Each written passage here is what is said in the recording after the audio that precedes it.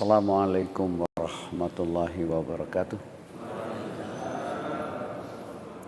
Alhamdulillahirabbil alamin. Wassalatu wassalamu ala asyrafil anbiya wal mursalin Muhammadin wa ala alihi wa sahbihi ajmain.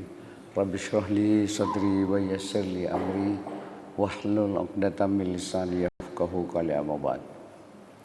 Jamaah subuh yang berbahagia, alhamdulillah sehat sedaya Pak nggih.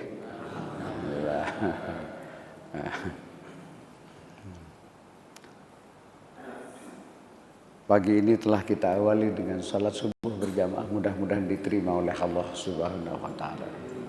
Salawat dan salam semoga selalu dilimpahkan pada junjungan kita Rasulullah Muhammad sallallahu alaihi wasallam.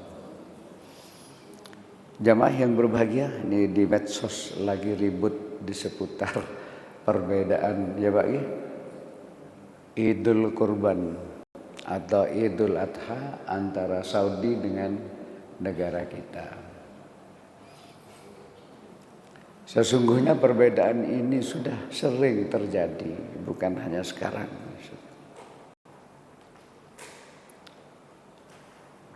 Yang menarik, tahun 2015 yang lalu Muhammadiyah itu mendahului Arab. Nah, saya punya catatan ini.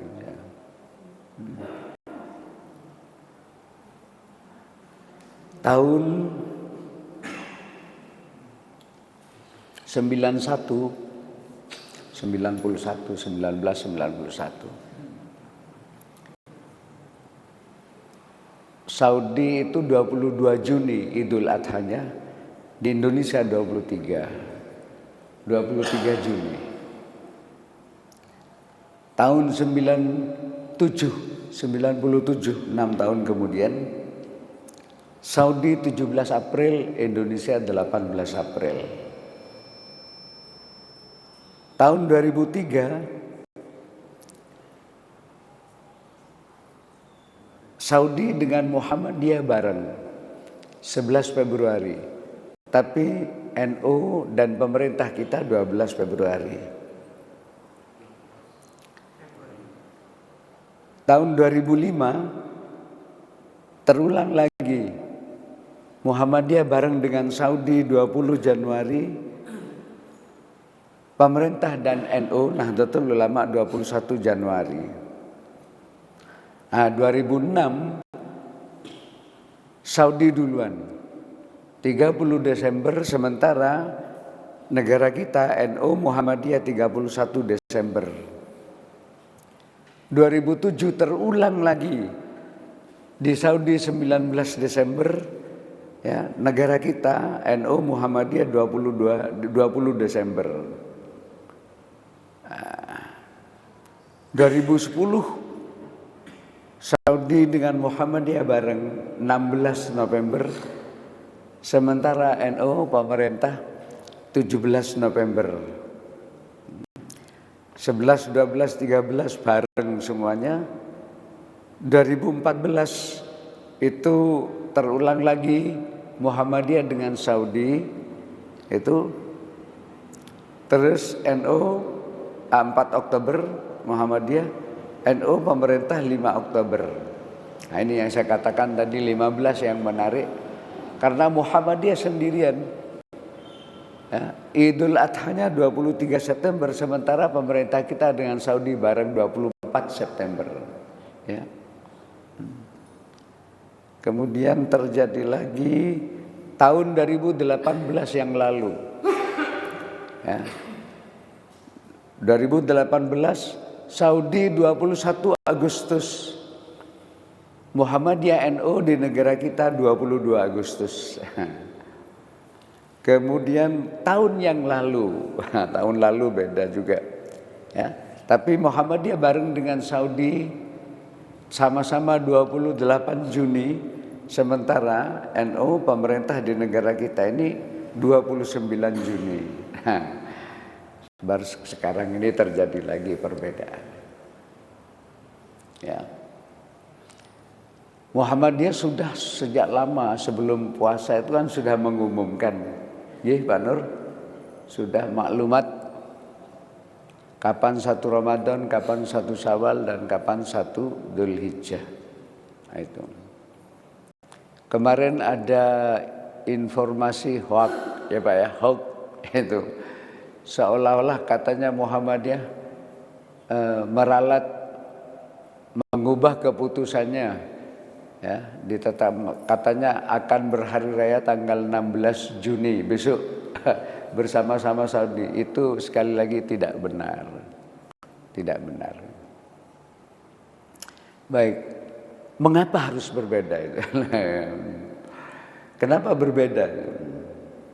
Para jamaah yang berbahagia, yang tak banyak diketahui oleh orang itu, Saudi itu menggunakan metode dan kriteria yang berbeda ketika menetapkan 1 Ramadan, 1 Syawal, dan 1 Dzulhijjah.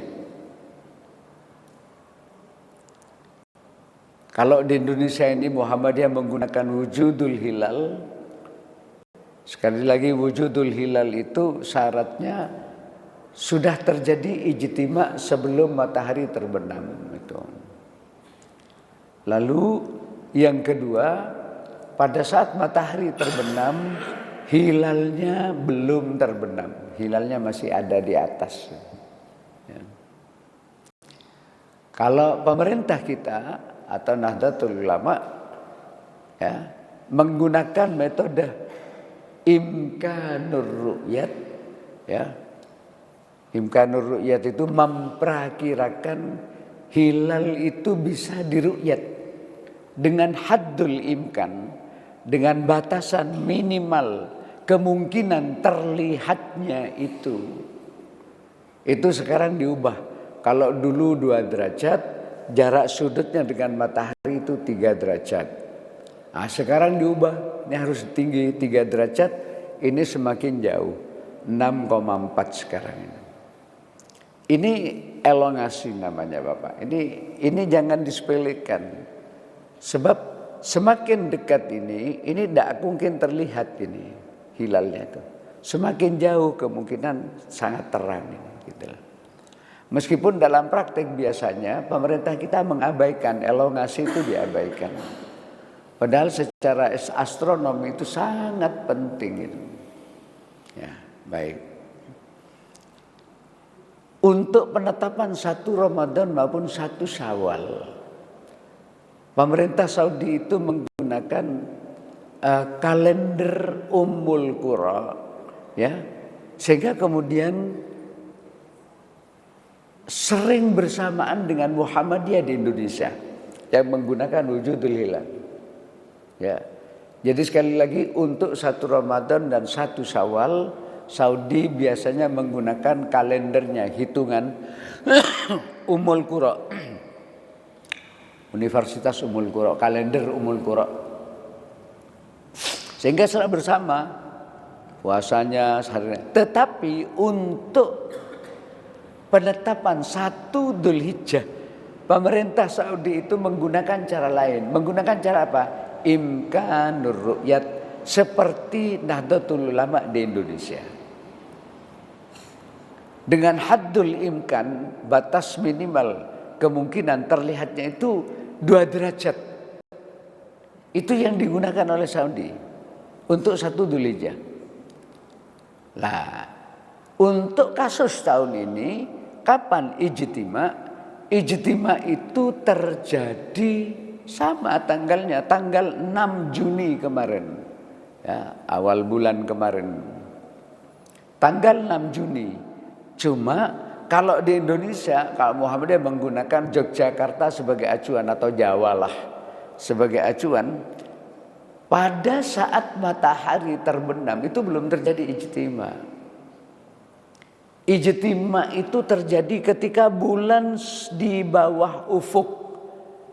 Bulan itu sudah terbenam posisinya 3 derajat, ya Pak ya. 3 derajat sekian menit sekian detik di bawah ufuk. Jadi sekali lagi, tidak memenuhi syarat, ya pasti tidak ada. Tidak mungkin akan terlihat, cuma ya kadang-kadang saya gelo juga lihat Kemenak ini sudah tahu seperti itu masih menerjunkan tim rukyat. Ya, ini Pak ya. Ini yang sering saya katakan, ini kebijakan anggaran.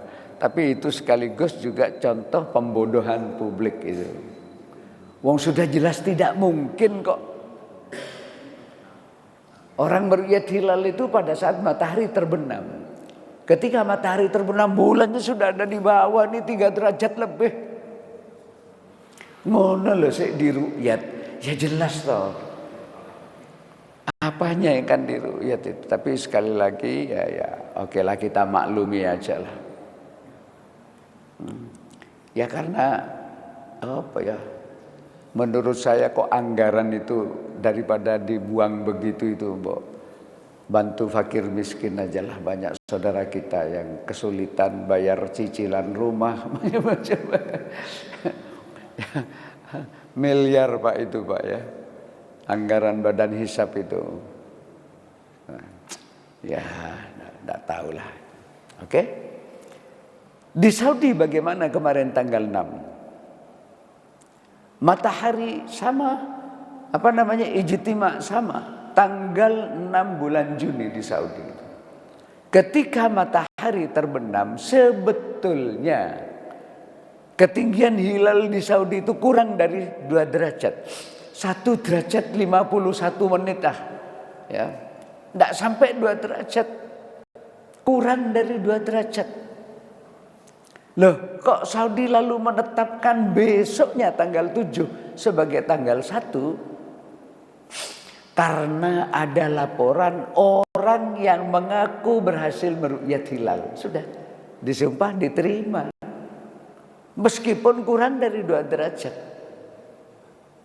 Itu yang terjadi. Sehingga kemudian Saudi menentukan keesokan harinya tanggal 7 Juni sebagai tanggal 1 Dzulhijjah.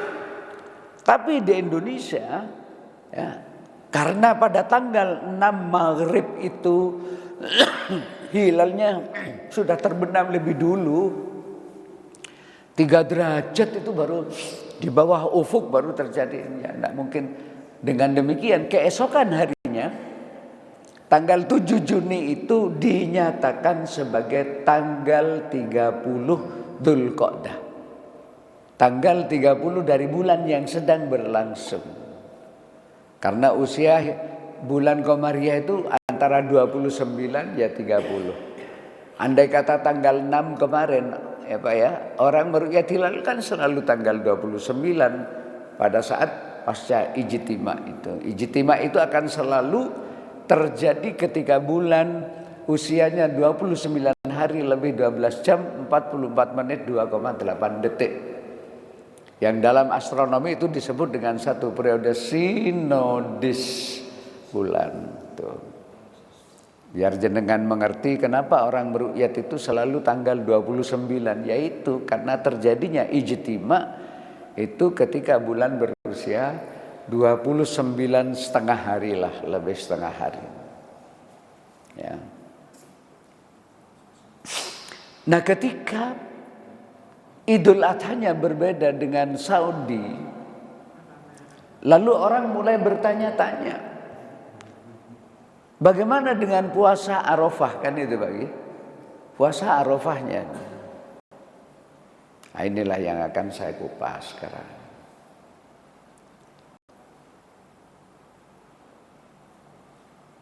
Ada riwayat dari sahabat Abi Qatadah, riwayat Muslim, hadisnya sahih,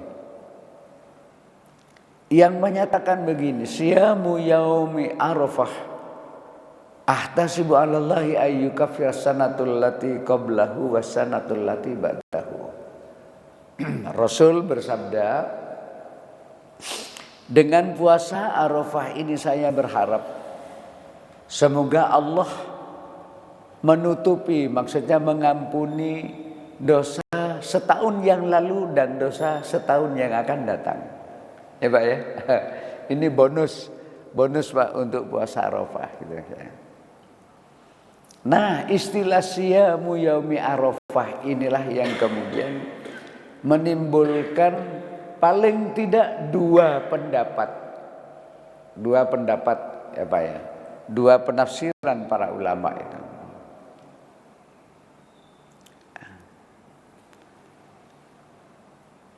Penafsiran pertama menyatakan bahwa kalau begitu puasa Arafah itu harus dilakukan bersamaan dengan wukufnya jamaah haji, kan gitu ya. Ini banyak orang berpendapat seperti itu. Jadi kita yang tidak haji itu berpuasa harus bersamaan dengan wukufnya jamaah haji di padang Arafah sana. Ada pendapat seperti itu. Ya. Di Indonesia itu ada masih tarekat-tarekat tertentu atau kelompok-kelompok tertentu yang berpendapat seperti itu. Harus bareng dengan wukuf. Karena bagi mereka munculnya istilah puasa Arafah itu ya karena adanya jamaah haji yang wukuf di Arafah, lalu muncul istilah puasa Arafah. Ini pendapat pertama. Lalu pendapat yang kedua bagaimana? Pendapat kedua, dan ini pendapat jumhur. Jumhur itu artinya mayoritas, Pak nggih. Jadi sebagian besar ulama dari sejak dulu, dari setiap generasi itu berpendapat bahwa puasa Arafah itu tidak harus dikerjakan, tidak harus bersamaan dengan wukufnya jamaah haji, tetapi ya disesuaikan dengan tanggal 9 Dzulhijjah, ya, sesuai dengan kalender Qamariah di masing-masing negara.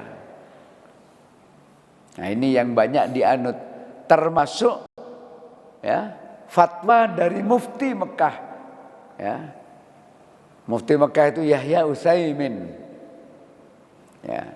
Jadi beliau memberikan penjelasan seperti itu. Jadi orang melakukan puasa Arafah tidak tergantung kepada wukufnya jamaah haji di Mekah, tetapi ya dilakukan pada tanggal 9 Dzulhijjah sesuai dengan kalender Qamariah di masing-masing negara. Itulah Pak.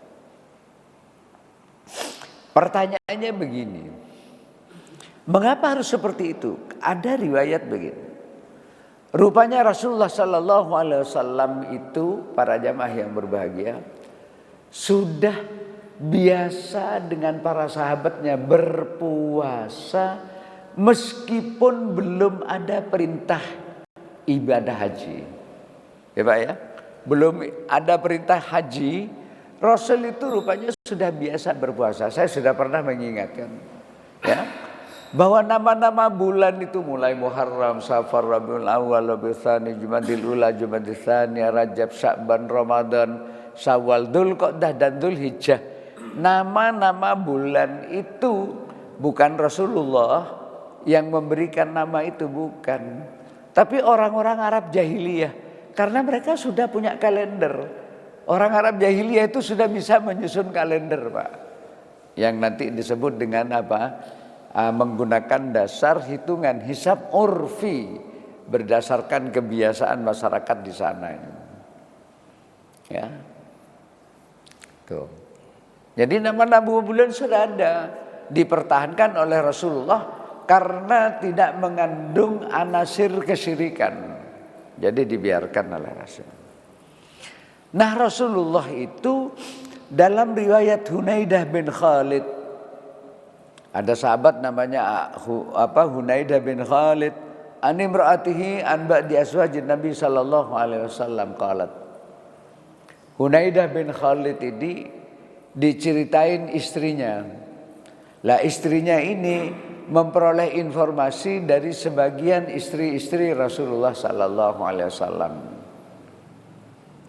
Di mana para istri Rasul itu menyatakan kana Rasulullah sallallahu alaihi wasallam yasumu tastis adil hijjati wa yauma asyura wa thalathati ayamin min kulli syahrin awal tsnaini minasyahri wal khamis.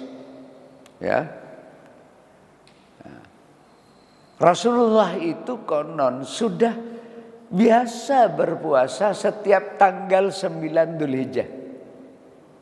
Lalu beliau juga biasa berpuasa setiap tanggal 10 Muharram, Asyura, hari Asyura. Beliau juga biasa berpuasa Bait. Tanggal berapa Pak puasa Bait itu? 13, 14, 15 setiap bulan Komariah. Dan beliau juga biasa dengan para sahabatnya berpuasa pada hari Senin dan Kamis. Rawahu Abi Daud. Ya. Para jamaah yang berbahagia, ini penuturan istri Nabi. Jadi biasa Rasul sudah berpuasa. Nah, kalau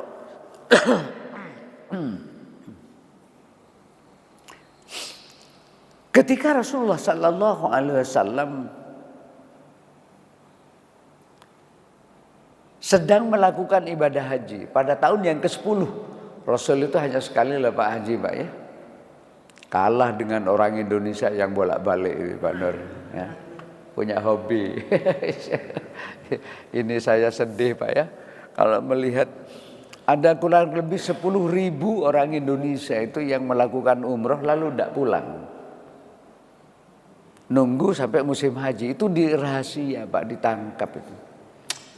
Karena orang kadang-kadang tidak memberi, ini urusan ruwet Pak, antar negara, memalukan sebenarnya.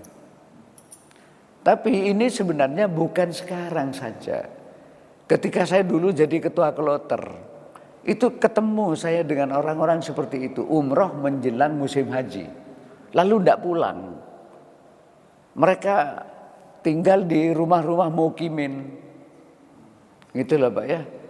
Tinggal di situ, lari. Kalau ada operasi mereka lari ke masjid. Paling aman tempat di masjid itu Pak. Ya. Saya jejer dengan ini, saya katakan, sampean kloter, oh enggak Pak, saya kloter Pak. Lu berangkat sendiri, ya itu cara. Sudah lama, selalu itu selalu. Cuma tidak demonstratif seperti sekarang. Ketangkep 10.000 orang Pak. Dicegat sama Saudi, ada dicegat di Ji'ronah. Ada yang dicegat dari Bir Ali, ada yang dioperasi di hotel-hotel. Coba bayangkan. Ya, satu sisi memang gimana ya, memang sampean kalau daftar sekarang di Jawa Timur 30 tahun lebih Pak. Jadi saya sampean daftar umur swidak ngenten umur 90. Lah kedisian mati kira-kira. Satu sisi itu ya Pak ya. Tapi aduh sisi yang lain ya begitu akhirnya. Ini entah gimana ini kebijakan ini, harus ada perubahan ini begini ini. Ngelobi bagaimana pemerintah Saudi itu bisa memberikan kota lebih besar lagi karena jamaah kita ini sebenarnya terbesar kalau seluruh dunia ini. Sehingga di Musdalifah itu dikurungi Pak, dipageri. Jaga macet. Oke, kita kembali kepada itu. Ketika Rasulullah Sallallahu Alaihi Wasallam haji pada tahun yang ke-10, 10 Hijriah, haji dengan kurang lebih 1.000 orang sahabat lah, ya Pak ya. Nah muncul kasak kusuk di karangan para sahabat, tapi bukan dalam artian negatif loh Pak, kasak kusuknya sahabat itu. Ya. Dalam hadis yang diriwayatkan dari Maimunah radhiyallahu anha, ya, istri beliau sendiri yang ikut haji pada tahun itu, Maimunah itu menyatakan annana sasakku fi siyamin Nabi sallallahu alaihi wasallam yauma Arafah.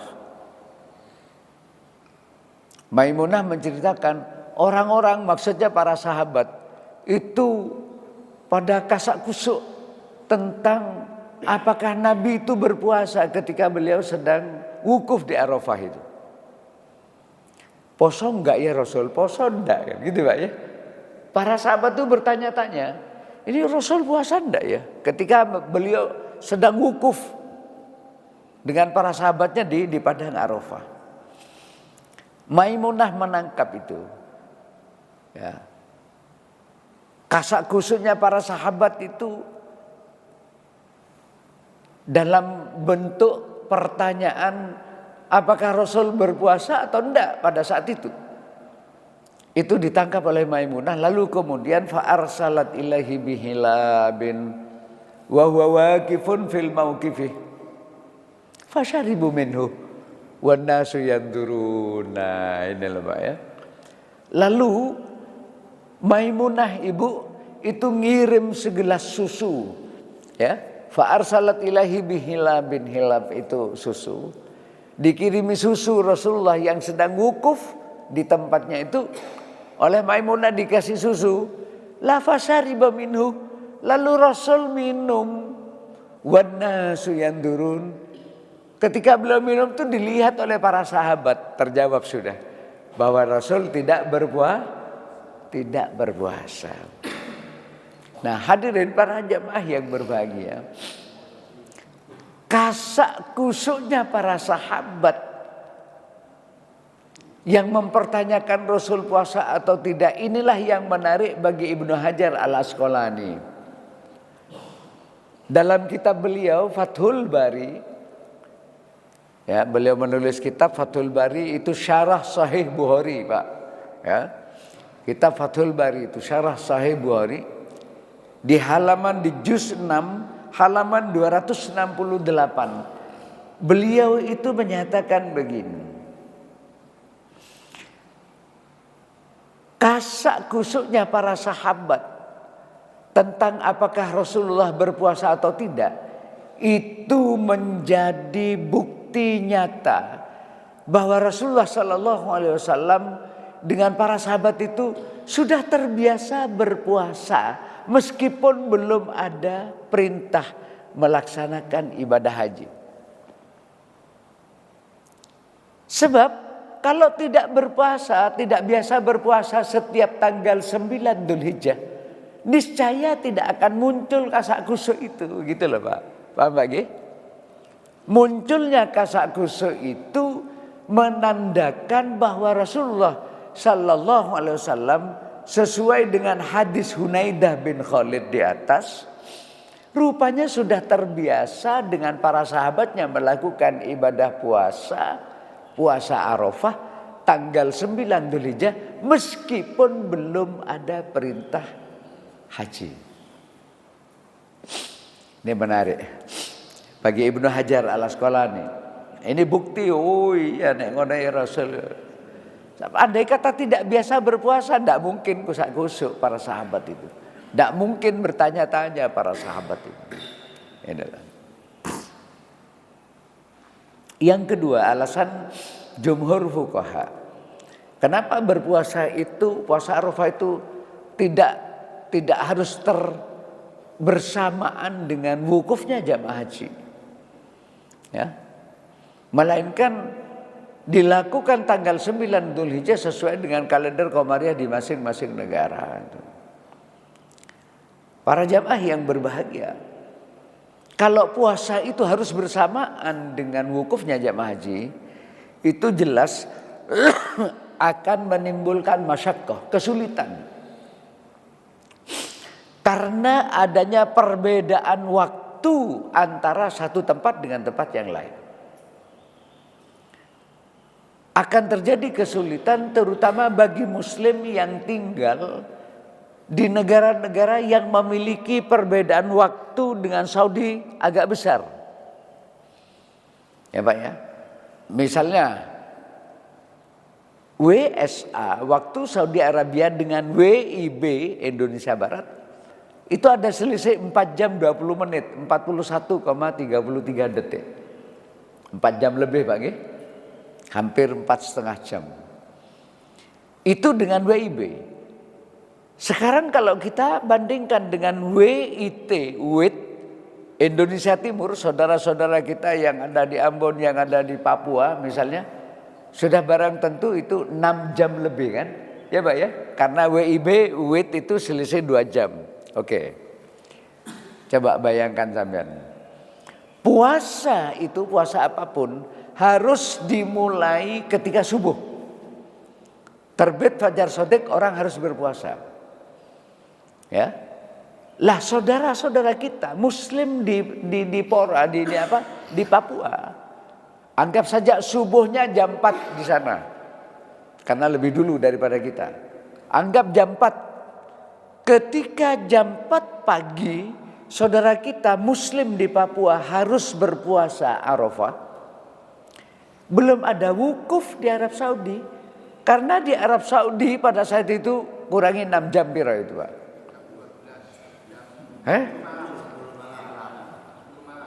Jam 10 malam. Ya, jam 10 malam.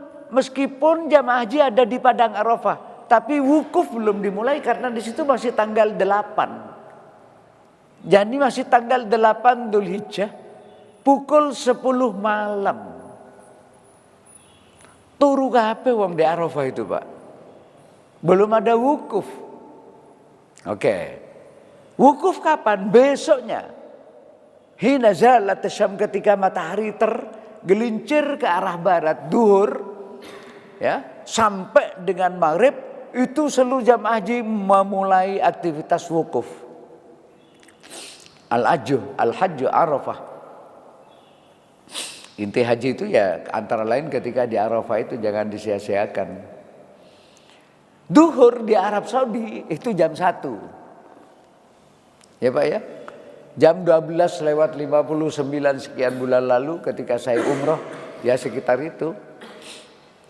Ya. Andai kata wukuf dimulai pada pukul 1 mulai wukuf waktu Saudi, jam 1 siang, di Papua itu jam berapa? 7 malam sudah buka. Gitu Pak. Sudah harus berbuka jam tuh sudah isya itu di sana. Karena maghrib di sana di Papua 5:30. Coba bayangkan. Jadi jamaah haji mulai wukuf gitu ya, jam 1 itu di sana sudah orang sudah berbuka, sebelumnya sudah berbuka. Wukuf belum dimulai, di Papua sudah harus berbuka puasa. Jadi kapan ketemunya kalau harus bersamaan dengan wukufnya jamaah haji? Tidak mungkin.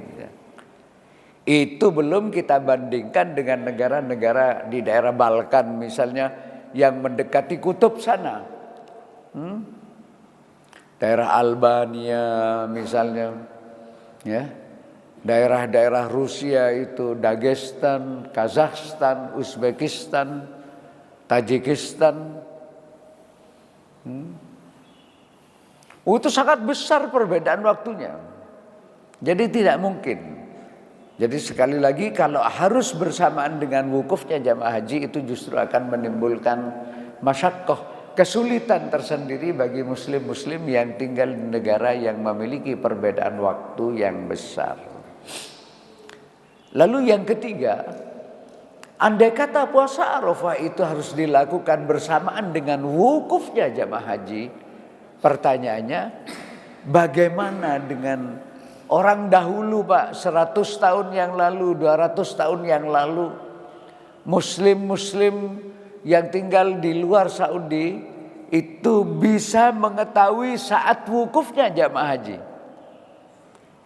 100 tahun yang lalu ketika sarana komunikasi belum ada. Kalau zaman sekarang kan gampang Pak ya. Apa yang terjadi di Amerika pada saat ini, pada saat yang bersamaan kita sudah tahu, bisa mengikuti itu. Sudah mengetahui apa kejadian itu. Misalnya ada gunung meletus di Argentina misalnya, atau di Italia gunung Etna. Pada saat ya apa itu juga kita tahu karena sarana komunikasi memadai. Zaman dulu bagaimana orang itu bisa mengetahui? Muslim di Indonesia bisa mengetahui jamaah haji sedang wukuf, kapan wukufnya? Tidak tahu. Tidak mungkin tahu 100 tahun yang lalu. Para jamaah yang berbahagia. Lalu jumhur berikutnya beralasan begini. Andai kata terjadi bencana atau perang di Mekah, Sehingga kemudian ibadah haji ditiadakan pada saat itu. Pertanyaannya, boleh nggak orang berpuasa Arafah? Boleh nggak orang berpuasa Arafah? Ya sudah barang tentu boleh katanya jumhur. Berdasarkan hadis Hunaidah itu tadi. Rasulullah sudah biasa berpuasa Arafah meskipun belum ada perintah haji. Para jamaah yang berbahagia, jadi sekali lagi tidak perlu ragu. Kalau jenengan mau puasa Arafah ya besok. Ya Pak ya. Meskipun tidak diingkari, ada yang berpuasa mulai hari ini. Kemarin itu saya mendapatkan pertanyaan dari Probolinggo, juga ada yang tanya. Ya, mohon maaf Ustadz, ini puasa Arafah ini yang benar tanggal berapa? Katanya. Ya, tanggal 15 apa tanggal 16? Saya katakan kerjakan aja 16. Ya, tanggal 16 berarti 17-nya besok. Ya biasalah begini ini. Sekali lagi bukan hanya sekarang perbedaan itu terjadi, tapi sudah sering kali dan masih akan terjadi juga, ya Pak ya. Masih akan terjadi misalnya. Apalagi di negara kita antara dua organisasi besar. Ya, kemarin sudah saya menyampaikan sampai saya mencatat sampai dengan tahun 2031 itu akan ada terus perbedaan. Yang aman itu tahun 2027 dan 2028 itu bareng semua itu. 3 itu bareng Poso, Syawal, dan Dzulhijjah di negara kita bersamaan. Ya. Para jamaah yang berbahagia, inilah yang saya sampaikan. Sekali lagi tidak perlu ragu kita melaksanakan ibadah. Andai kata ada orang mengerjakan puasa Arafah besok karena keyakinannya begitu, ya kita hormati saja. Ya. Assalamualaikum warahmatullahi wabarakatuh. Assalamualaikum. Saya kebetulan ngikutin Facebooknya Dr. Agus Purwanto. Beliau tuh saya lihat mulai April kemarin mensosialisasikan tentang KHGT, Ustaz. Kalender Hijriah Global Tunggal. Yang juga katanya sudah disepakati juga di Muhammadiyah sesungguhnya coba untuk diwujudkan gitu ya. Kalau KHGT itu terjadi berarti kan sekarang misalnya itu sudah pasti sama dengan Saudi. Itu bagaimana Ustaz? Saya juga baca di orang Muhammadiyah juga ternyata itu diungkapkan juga. KHGT kalender Hijriah Global Tunggal itu meskipun Muhammadiyah menyetujui, itu hasil konferensi di Turki Pak. Sebenarnya sudah beberapa kali. Tetapi tidak ujuk-ujuk itu bisa dilaksanakan. Terus masih dalam kajian. Ya Pak Gi? Jadi sementara ini wacana. Muhammadiyah tidak akan gegabah. Itu. Meskipun prinsipnya setuju. Karena sekarang begini. Penempatan negara New Zealand di paling timur karena. Jadi kalau di sini GMT, di sini kan ya international deadline itu garis batas tanggal internasional itu kan ada di sebelah timur sini. Ya Pak ya.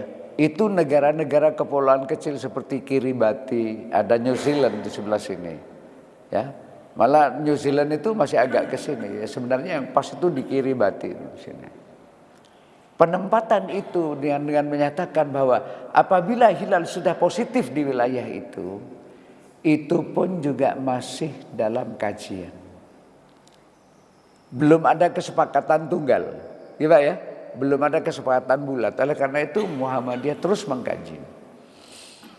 Kita tidak berani melangkah lebih jauh lagi. Sebelum kajian terus harus dilakukan ini. Kira-kira pasnya itu di mana gitu loh.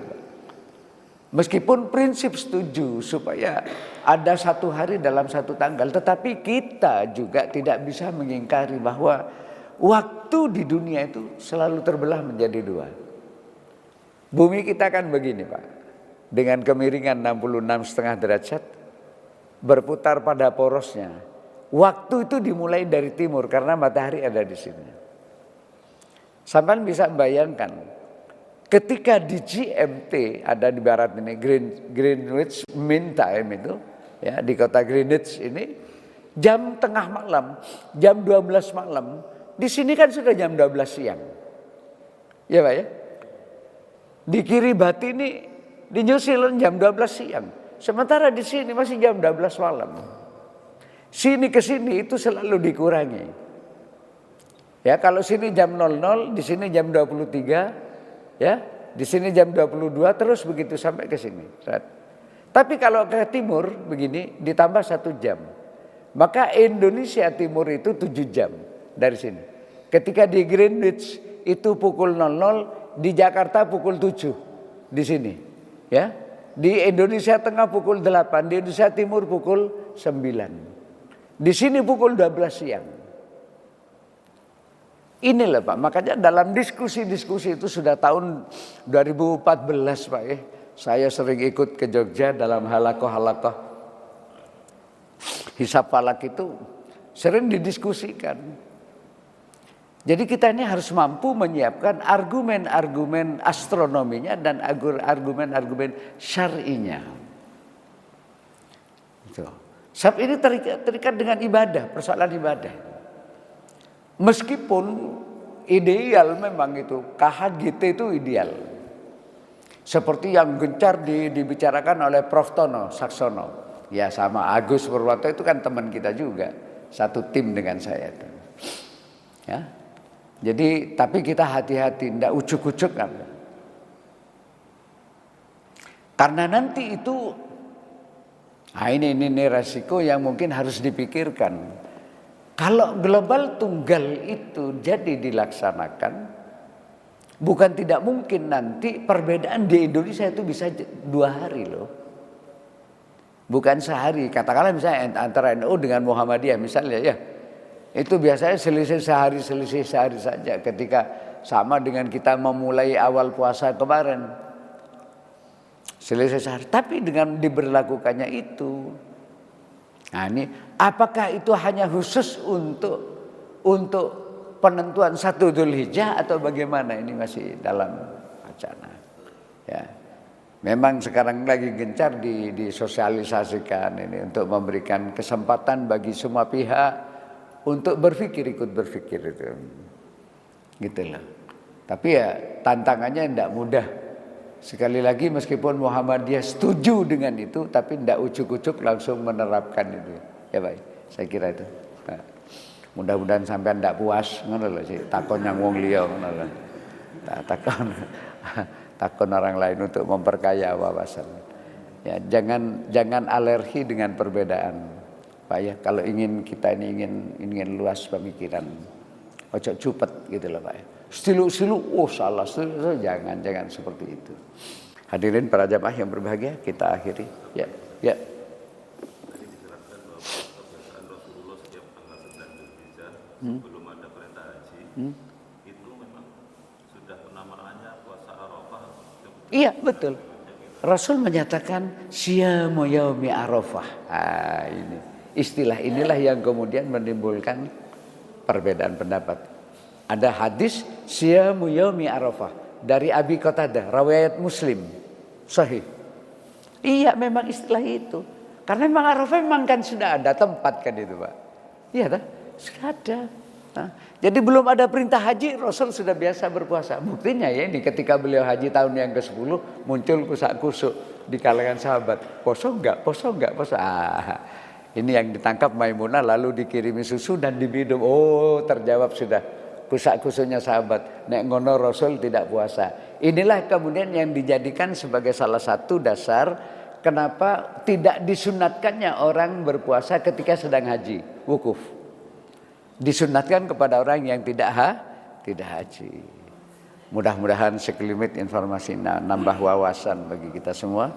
Aku qouli hadza astaghfirullahaladzim. Kita tutup bersama-sama dengan doa kafaratul majlis. Subhanakallahumma wa bihamdika asyhadu an la ilaha illa anta astaghfiruka wa atubu ilaik. Lebih kurangnya mohon maaf. Billahi hidayah wa taufiq. Assalamualaikum warahmatullahi wabarakatuh.